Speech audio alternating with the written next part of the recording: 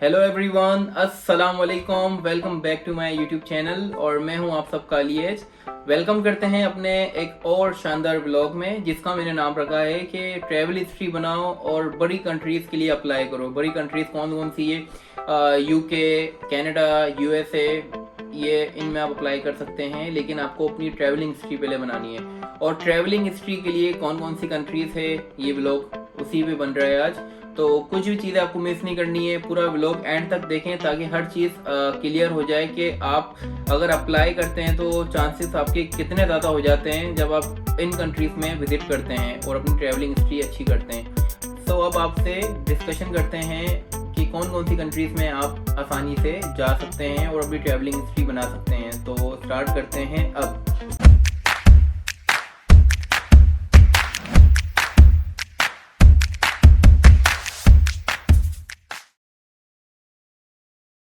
So guys, मुझे इस चीज़ का भी इल्म है कि आपके जहन में एक सवाल ज़रूर होगा कि हमारी जो सीरीज़ चल रही थी वो यूरोपियन कंट्री के हवाले से चल रही थी। यूरोपियन कंट्रीज़ के बारे में मैं आपको बता रहा था, लेकिन मुझे ईमेल्स आई बहुत से ऐसे मेरे फैंस से जिन्होंने कहा कि सर हमें अप्लाई करना है यूके, यूएसए और कनाडा के लिए। तो पहले हम रिजेक्ट हो चुके हैं, तो आप बताएं क्या इसका सॉल्यूशन है। तो मैंने उनको यही कहा कि चलो ठीक है, मैं पूरा एक अपना व्लॉग बना रहा हूँ, इसी के हवाले से आप पूरा व्लॉग ये चेक करें ताकि जो भी आपके जहन में कन्फ्यूजन है आ जाती है इंसान के जहन में, वो क्लियर हो जाए। सो गाइस, सबसे पहले मैं आपको एक बात बताऊँ। देखें, कनाडा आपका इंटरव्यू नहीं लेता है, यूके आपका इंटरव्यू नहीं लेता है। इन केस अगर उनको ऐसा लगे कि यार उनको थोड़ा बहुत शक हो रहा है इस बंदे पे, देन वो इंटरव्यू ले लेते हैं। अदरवाइज इंटरव्यू यूके और कनाडा में नहीं होता है, यूएसए में ज़रूर होता है। यूएसए में देखें, अगर आपका फ्रेश पासपोर्ट है और आपका अगर लक अच्छा है तो आपको वीज़ा मिल सकता है। आपको कन्वेंस करना है अपने ऑफिसर को। लेकिन अगर आपके अंदर वो गर्ड्स नहीं है, अगर आपके अंदर वो कॉन्फिडेंस, लेक ऑफ कॉन्फिडेंस इंसान हो जाता है जब वो इतना ख़तरनाक ये कि प्रोटोकॉल देख रहा होता है, तो वो थोड़ा बहुत नर्वस हो जाता है। तो एनीवे, हम अपने पॉइंट पर आते हैं। देखें, अगर आप अप्लाई कर रहे हैं ना इन कंट्रीज़ के अंदर और आपकी कोई ट्रैवलिंग हिस्ट्री नहीं है, देन 99% ये रिजल्ट आ जाएगा कि वो आपको वीज़ा नहीं देंगे, आपका वीज़ा हो जाएगा रिजेक्ट। और वीज़ा रिजेक्ट होने की सबसे बड़ी जो चीज़ सामने आ रही होती है वो यही होती है कि यार अगर आप पाकिस्तान से ताल्लुक़ रखते हैं, अगर आप इंडिया से ताल्लुक़ रखते हैं और आप डायरेक्ट ही B1 B2 और जो भी टूरिज़्म वीज़ा होता है उसके लिए अप्लाई कर रहे हैं, डायरेक्ट मतलब ये कि फ़र्स्ट वर्ल्ड कंट्री आप वहाँ के लिए अप्लाई कर रहे हैं, तो यही बोलते हैं यार पहले जो आपकी सराउंडिंग में कंट्रीज़ हैं, बहुत आलीशान कंट्रीज़ हैं यार। अंग्रेज़ यहाँ आ रहे होते हैं घूमने फिरने के लिए, तो आप यहाँ क्यों नहीं घूम रहे हो? आप डायरेक्ट यूएसए आ रहे हो, कनाडा आ रहे हो और यूके जा रहे हो यार। हाउ इज़ इट पॉसिबल कि वो ये इसी वजह से वो रिजेक्ट कर देते हैं।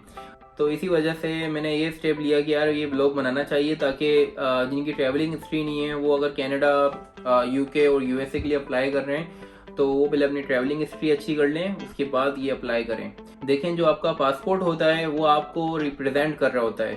सो गाइस, आप ये अंदाज़ा लगाएं कि जब आपका एक पासपोर्ट अच्छा होगा जिसमें कंट्रीज़ कम से कम 6, 7, 8 कंट्रीज़ के वीज़े लगे हुए होंगे, तो ये आपको रिप्रेजेंट कर रहा है और ऑफिसर भी इस चीज़ को देखकर बहुत खुश होता है यार, हाँ ये टूरिज़्म से मोहब्बत रखता है और ये सराउंडिंग में ऑलमोस्ट जितनी कंट्रीज हैं वहाँ इसने विजिट किया हुआ है और घूम के आया हुआ है, देन वो दे देते हैं। अगर आप कनाडा के लिए अप्लाई कर रहे हैं, देखें वहाँ पर आपका इंटरव्यू नहीं होगा, वो आपके पासपोर्ट को, आपके डॉक्यूमेंट्स को देख रहे होंगे। यूके में भी ऐसा ही सीन है और यूएसए का भी कुछ फैमिलियर ही ऐसा सीन है, वहाँ पर इंटरव्यू होता है। लेकिन देखें, इंटरव्यू होगा आपका, आप कन्वेंस भी कर लेंगे, लेकिन वही आपके सामने एक सवाल रखेंगे कि आप डायरेक्ट ही यूएसए के लिए अप्लाई क्यों कर रहे हैं, आपको अपनी जो सराउंडिंग कंट्रीज हैं वहाँ घूमना चाहिए। तो यहाँ गाइस, मैं जो कंट्रीज आपको बता रहा हूँ थंबनेल आपने देख लिया है, और ये कि इन कंट्रीज में जाएं, विजिट करें और उसके बाद आप अप्लाई करें। ये कंट्रीज में यार मैं होकर आया था, मैं बोल रहा हूँ यार आउटस्टैंडिंग कंट्रीज हैं, आउटस्टैंडिंग, मज़ा आ जाएगा आपको।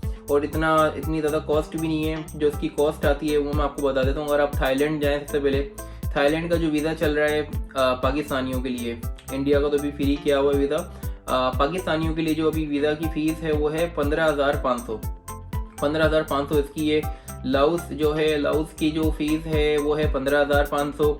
उसके बाद जो कंबोडिया है, कंबोडिया की फ़ीस है 15,500।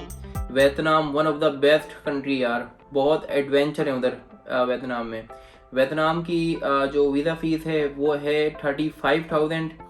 इंडोनेशिया की जो फ़ीस है वो है 40,000 और मलेशिया की जो वीज़ा फ़ीस है वो है 12,500। और आखिरी जो कंट्री है जहाँ होकर आए थे वो है सिंगापुर। सिंगापुर की वीज़ा फ़ीस है 12,000 आई थिंक 500। उनकी सेम ये सिमिलर मतलब ये कि फ़ीस चल रही होती है। ये मैंने आपको कितनी कंट्रीज़ बता दी हैं, Thailand, Laos, Cambodia, Vietnam, Indonesia, Malaysia and Singapore. तो गाइस ये टोटल जो कंट्रीज़ हो रही हैं वो कितनी हैं, 7 कंट्रीज़ हो रही हैं, जिसमें आपका जो टोटल खर्च आ रहा है वो मेरे ख्याल से 1,60,000 1,65,000 ये वीज़ा की फ़ीस है। उसके बाद अगर आप जाएंगे, अगर आप एक साथ ही सारी कंट्रीज़ को कवर कर रहे हैं तो आपका जो एस्टिमेट आएगा, जो आपका एक्सपेंस लगेगा मेरे ख्याल से पर पर्सन वो लगेगा मेरे ख्याल से 10 लाख। अगर आप घूमते फिरते हो और अच्छी खासी आपको ट्रैवलिंग मतलब घूमना फिरना भी है और ट्रैवलिंग भी उधर करनी है तो आपका 10 लाख का खर्चा आएगा। ये करें, इंशाल्लाह आपके चांसेस ज़्यादा हो जाएंगे। और थाईलैंड मेरा फेवरेट है। थाईलैंड में यार बहुत ऐसे एडवेंचर्स हैं जहां आप इंजॉय कर सकते हो। शायद आपको पता हो या नहीं हो, लेकिन थाईलैंड इस टाइम नंबर 1 पर चल रहा है टूरिज्म के हवाले से। मतलब टूरिज्म कंट्री नंबर 1 पर कौन सी कंट्री आ रही है? थाईलैंड। थाईलैंड का जो बैंकॉक है यार, वो देखेंगे आप हैरान हो जाएंगे। आप ऐसा आपको फील होगा कि थाईलैंड आप जाएंगे, आप मलेशिया जाएंगे, आप वियतनाम जाएंगे, आप बोलेंगे यार ये हम मिनी यूएस के अंदर आ गए। मतलब छोटा सा ये यूएसए है, उसी तरह के रोड बने हुए हैं। मतलब यार आउटस्टैंडिंग, बहुत ही अच्छी कंट्रीज हैं, पॉल्यूशन बिल्कुल भी नहीं है। और आप जब वहाँ घूमना स्टार्ट करेंगे आप बोलेंगे यार अली एच ने बिल्कुल सही कहा था। ट्रैवलिंग भी बन रही है और दूसरा हम इंजॉय भी कर रहे हैं। क्योंकि बहुत से लोग क्या करते हैं, वो अप्लाई करते हैं कनाडा, यूके, यूएसए के लिए अप्लाई करते हैं। जब उनकी रिजेक्शन आ जाती है वो बिल्कुल उनका दिल टूट जाता है।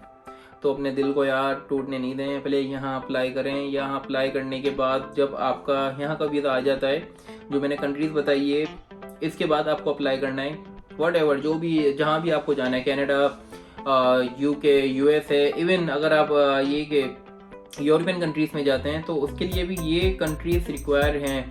क्योंकि ये ऐसी कंट्रीज़ हैं जो आपका जो आपकी ट्रैवल हिस्ट्री होती है वो अच्छी कर रही है।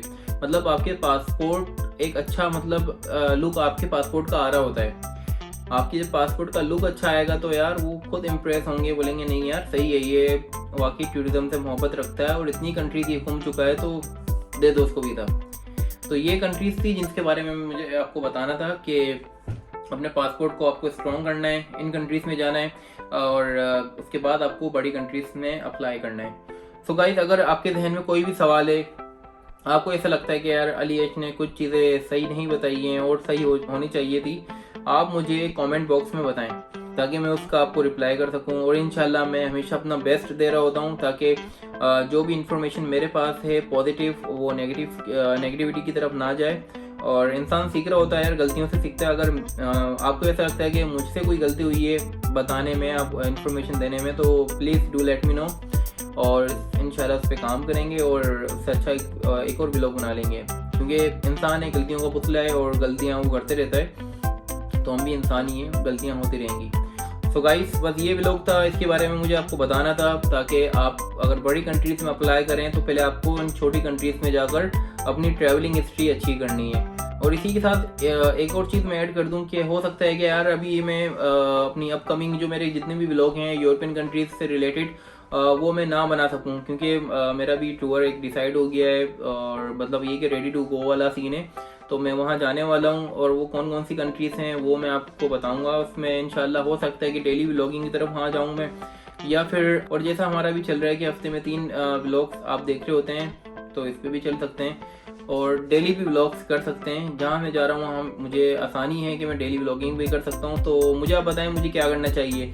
जिन कंट्रीज़ में मैं जा रहा हूँ वहाँ मुझे डेली व्लॉगिंग करनी चाहिए, या फिर जिस तरह से हमारी ये लाइन या हमारी बोल सकते हैं कि हमारी जो ट्रेन चल रही है उसी तरह से इस ट्रेन को चलाएं। तो इसके बारे में भी आप मुझे बताएं। तो अब मेरे ख्याल से इस व्लॉग को यहीं स्टॉप कर देना चाहिए और अब आपसे मिलेंगे अपने नए व्लॉग में एक नई कंट्री के साथ।